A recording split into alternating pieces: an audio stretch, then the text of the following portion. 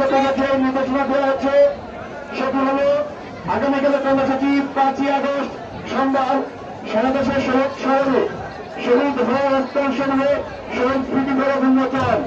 আমাদের দেশকল ভাইয়ের শক্তিক আন্দোলন এসে, দেশকল জনতার শক্তিক আন্দোলন এসে তাদের রক্ত দিয়ে আমাদেরকে এই পথ দেখে গেছে। আমরা তাদের স্মৃতিকে চির অমূল্য রাখার জন্য ইতিমধ্যে জাহাঙ্গীরনগর বিশ্ববিদ্যালয়ে কিন্তু আমরা একটি শহীদ বক্তব্য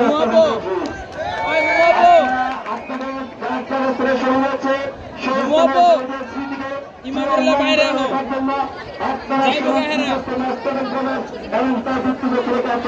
আগামীকাল।